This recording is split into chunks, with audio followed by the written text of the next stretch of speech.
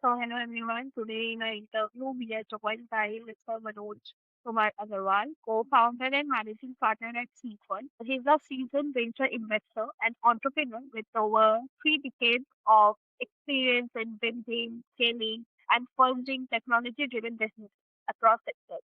So, yeah, Mr. Manoj, thanks for joining us. Pleasure, Sandhya.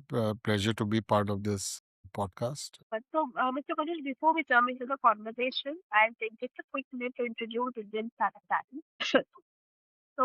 We have been building the platform for almost 3 years now, and it's been very incredible to see the kind of responses we have witnessed. Like over time, ISP has grown into one of the trusted voice in India's startup ecosystem. Like close to 6 million impressions every month across our website and social channels, and a very engaged community of 30K plus founders, investors, and operators.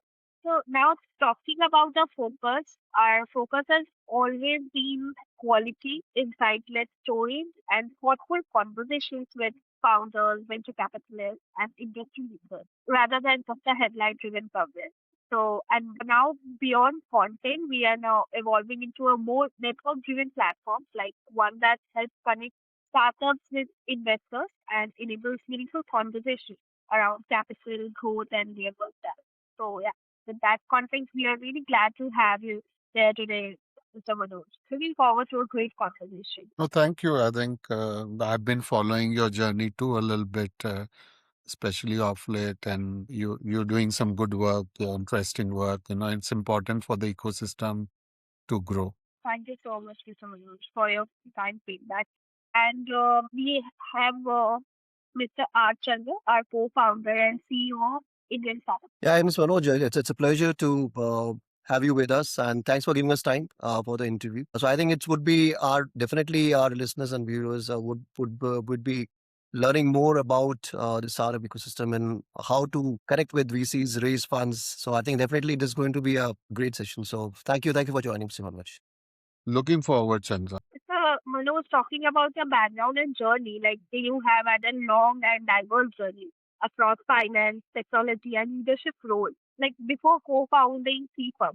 So, what were the defining moments that shaped your transition into early stage venture investing? So my journey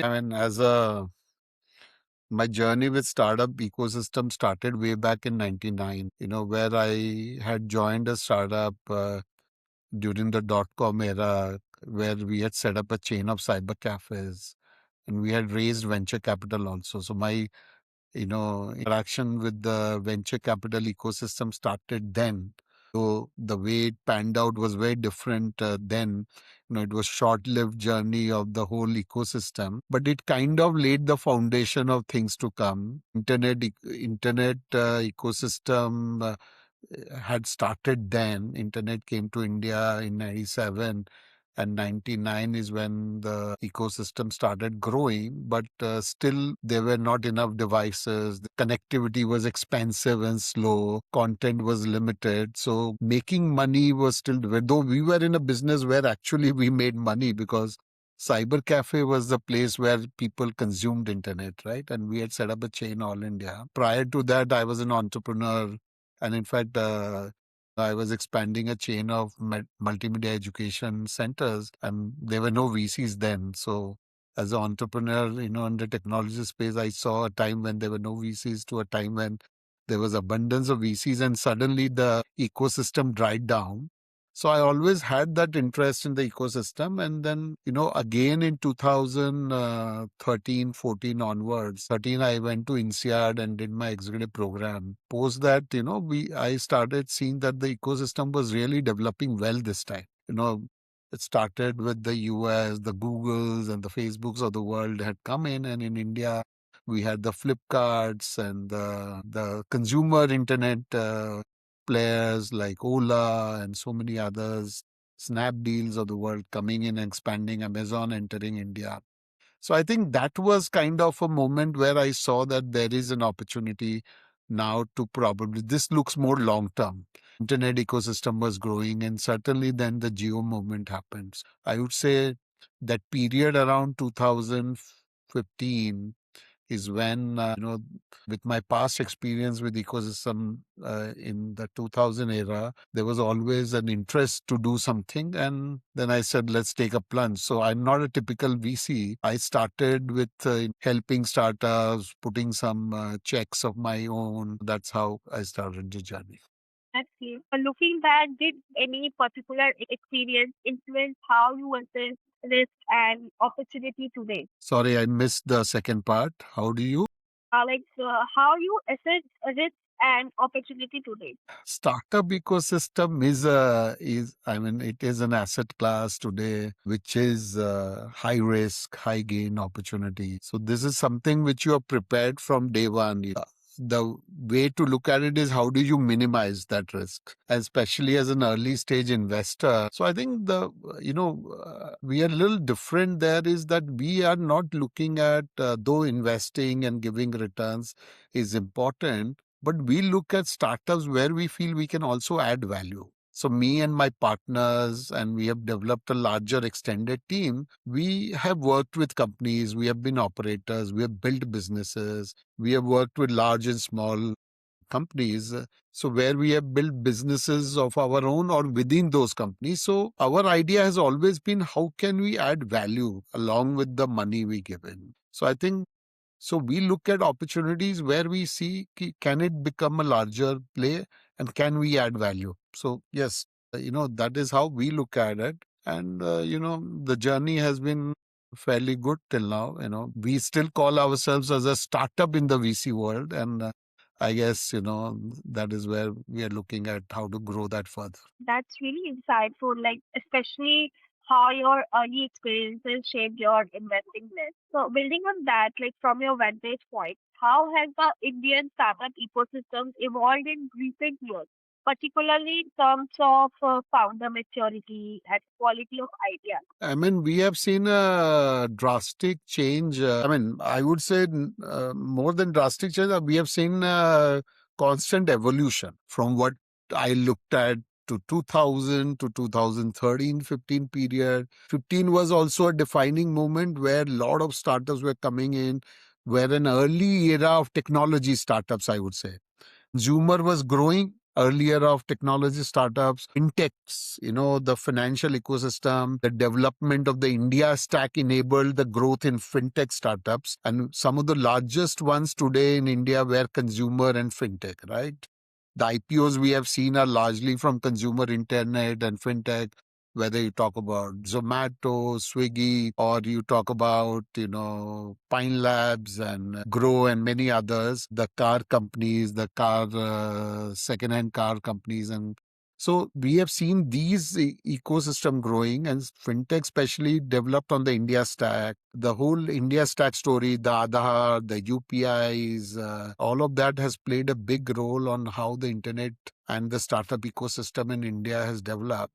So that constant evolution kept happening, right? Consumer internet, then consumer internet in fintech, and the on-demand play, the recent last few years driven by COVID, the 10-minute, so-called 10-minute delivery with its own advantages and disadvantages. And parallelly, we saw the SaaS ecosystem, right? The software building on the background of Indian software industry. We saw a huge growth in the SaaS ecosystem, but there the challenge was that India was not necessarily the market. Build in India for the world, the US and the rest of the world were markets. So that also happened. And then the AI story, the deep tech story. So currently, last few years, I mean, where we are also playing, we have seen the growth of the deep tech ecosystem, especially hardware driven. I somehow feel while AI is important and important to scale up, but we see that India doing much better in the hardware driven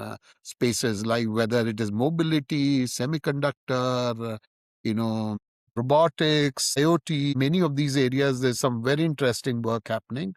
And we see space is very important, aeronautics, and all of these growing very fast. That's an interesting perspective, like on how founders are evolving.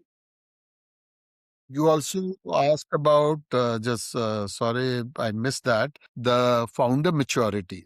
So, I mean, that is again a good question.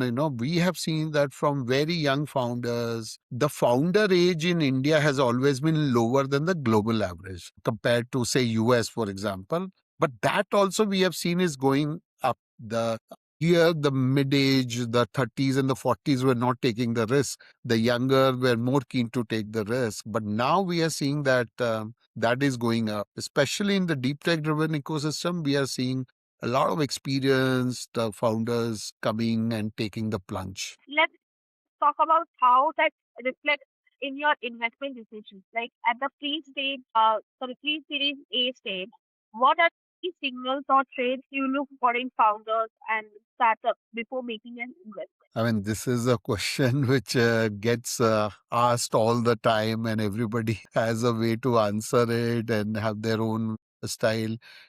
Certainly we all, I mean, every VC will say team is important, and which is important, right? Especially at the early stage, seed, pre-seed, that stage. The team, the background of the team, the experience of the team, their understanding of the product or the technology they are developing becomes very important. And then the one important aspect we look at is, while they understand the product technology, do they have the ability, does the team have the right mix or the ability to take it to the next level? For as an early VC investor, for we are as good as the next, can we get the next investor coming in? We certainly do follow-ons, but then it's important that the next investor, because some of the areas we invest in are areas where there is requirement of capital to scale, to build and scale. So for us, it's important to see how will the larger investor, the Series A investor, the Series B investor will see this or look at this opportunity. And does the team, is the market size large enough? Does the team have the capability to grow, get into that market, build on the product and get into that market? So I think those are the factors we look at. I mean, it's a comprehensive way, but then team becomes critical and the work they have done. Mr. Manoj, I have a question over here. So, of course, while assessing the team, you definitely see that how the team is. But of course, I think so. Do you also see the qualities in the founders which are more important for you to make a decision? Of course, their idea is there. Suppose that, of course, the quality of the founder, and if they are like it's in a partnership or how it is. So, does this also makes a kind of a difference in your decisions? I mean, when I say team, I think those factors are very important. The quality of the founder is very important. I mean, we don't look at whether the founder is an IITian or went to IIM. That is not so important for us. If he's from IIT, it's fine. But where, we certainly look at we tried to assess whether the founder has the, strength to, you know, be part of this journey longer, right?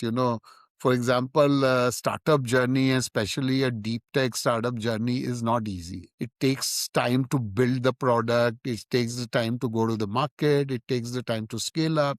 Raise capital. Does the founder have capability to raise capital? See, ultimately we can help, but the founder is the one who has to sell his story, his or her story, his capability. So I think those factors become very important. Is the founder coachable? While we don't want the founder to kind of drive our agenda, I mean, it is founder's agenda which is important, but is the founder ready to listen when there are challenges, when there's a requirement? That is also very important. Sometimes you see founders, who are very kind of hard coded, very difficult to, tell them certain things. They are stuck on their ideas. So that becomes difficult. We try to assess those facets of a founder, but and then take our decision. You're not always And how right. much time?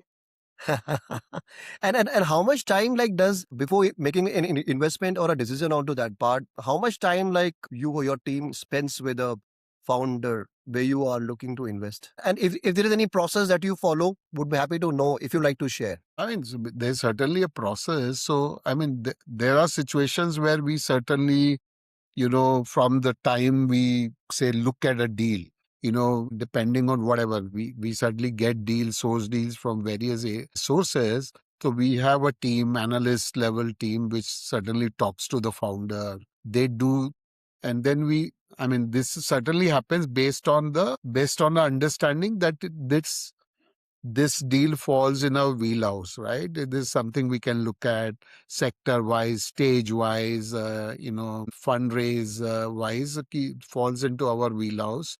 Then the team talks to them. They do a detailed report analysis, and then we fairly get to the partner level. Sometimes we discuss it internally, and if there's more information required, we get that, and we do partner level calls, and then based on that we then decide whether to continue to engage. Sometimes it takes a number of calls, engagements, understanding, talking to experts, because you don't understand everything. Deep tech is such a wide space. We don't necessarily have expertise in everything, so we bring in the necessary experts to get their views and then continue to engage. At any point we feel that okay, this is not something we should take it forward, or sometimes we take a call to wait and watch. So that could happen at any moment, and so it's a process. Time wise it can take as less as 1 month to sometimes a few months. And when we decide to wait and watch, then we continue to follow the development in the company, and sometimes we may invest after a year or two also. But yeah, if a deal looks good to us, it can happen as fast as 4 to 6 weeks, the decision. But the process to invest then is a process by itself, right? The diligence and all of that. Thank you. Mr. Manoj, now thinking of sectors, like you have been actively investing across sectors like fintech, the IoT, and agri-tech.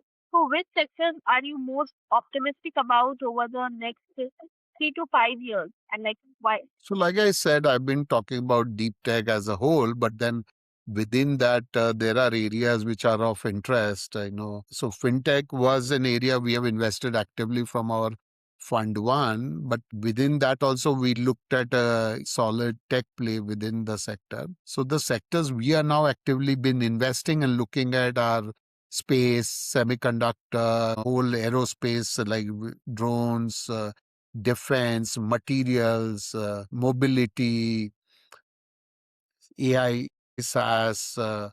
So these are various IoT, certainly then again gets into industrial automation, you can call it. We have looked at deals and have done deals in the industrial IoT space. So many of these areas are what climate is another area which we look at, both climate data play and climate in terms of a mix of hardware and software. Are there any underexplored or contrarian sectors you believe will surprise investors? So some sectors we invest in are contrarian. For example, we invested in the company called Take Me to Space. Yeah. We decided to invest in it almost 1.5 years back and took some time to do the deal. They were building data centers in space. Most of the investors had told them no. We were evaluating and we decided to invest. So it was contrarian in that way. That was an area. People still, it's not, even today it looks a bit far-fetched, but then we saw a lot of, strength in what the team was doing. And certainly it's a journey. They are starting with an AI lab, AI compute in space, and then getting on to, and the day we invested, around that time, we saw everybody talking about it, from SpaceX to Google, the biggies, to everybody else talking about data centers in space. And today it is one of the most talked about subject when it comes to space tech. So we have done these kind of deals and we continue to look at such opportunities. Today also we are looking at opportunities which don't look very, looks far-fetched, but then sometimes you take a call, sometimes you also hold it, right? Okay, let's see how it plays out. Yeah. As you have said about take me to space, like what's good about this opportunity, is, especially given how early and complex the space big sector is? And talking about this opportunity, when we met the founder, so one good thing was he was an experienced founder, returning founder, though from a very different space. He was a techie CTO of a fintech startup. He was a co-founder of a fintech startup. And then when we met him, even the company was not formed. He had a partnership which he was using to develop the product. And the The founder had used some of his capital to develop some of the products. So when you're talking about sending something to space, you have to do a lot of work. So they believed in creating, hardware of their own, software of their own to get space ready. And had built a good team, had built a good initial team of 3, 4 people. And ultimately, it was the conviction and the passion of the founder and the knowledge they had gathered, the founding team, on what they were trying to do is what convinced us. And we decided to take a bet, right? It was an early bet. And things like this, they take time, right? But as of now, it has been on the right path. They have done what they have promised. They've been ahead of what they have been promised. It's fascinating to hear like how you are thinking about deep tech and frontier innovation.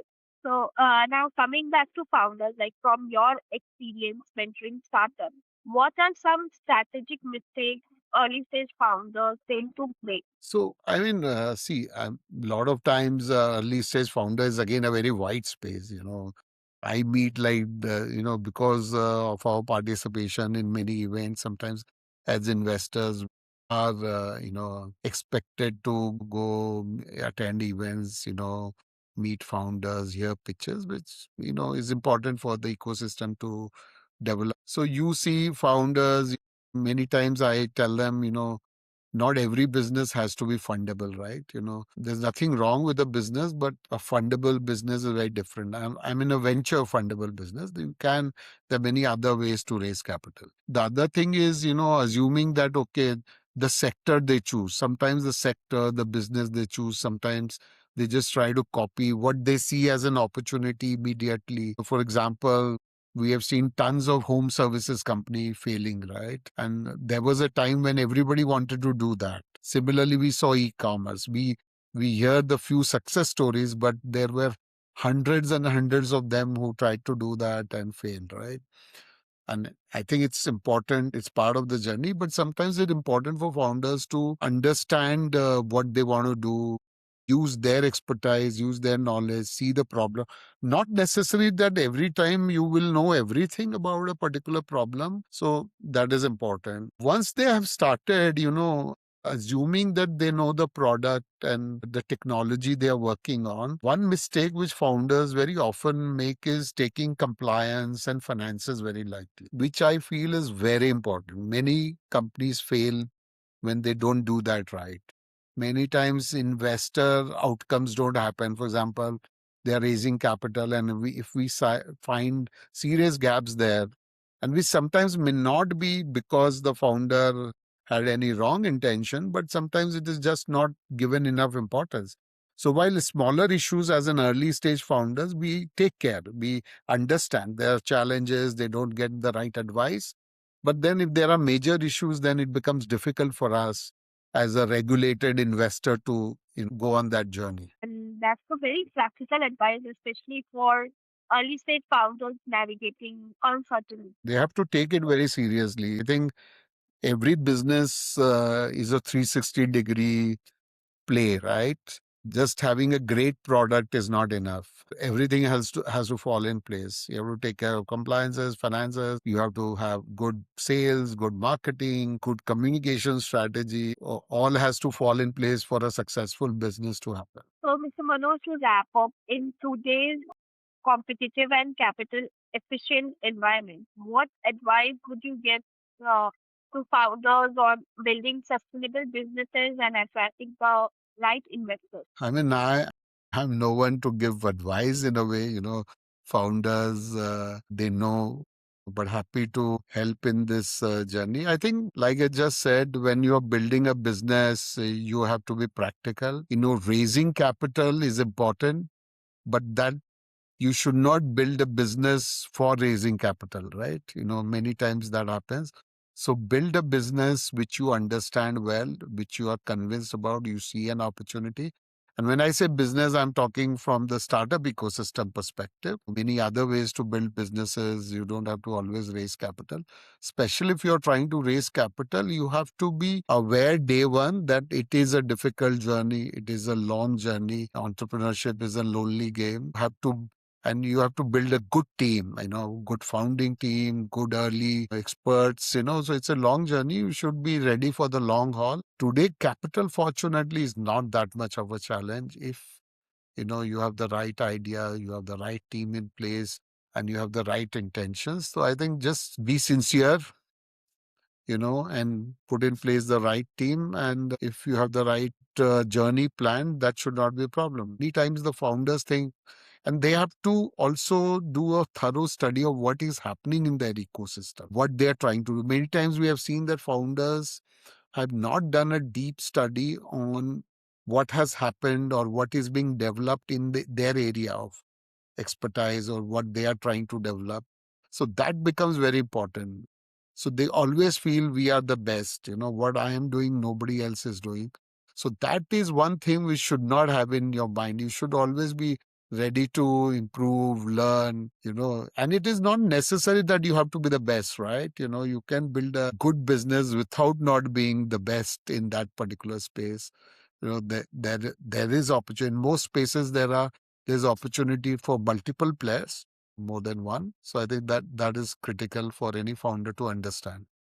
Great note to conclude on, Mr. Hanu. Thank you for sharing such insightful perspectives on early stage investing, your approach to identifying and backing high potential founders and your views on emerging sectors. It was very insightful. Thanks. It was a pleasure Thank being you, part Manoj. of Thank you. It's been. it.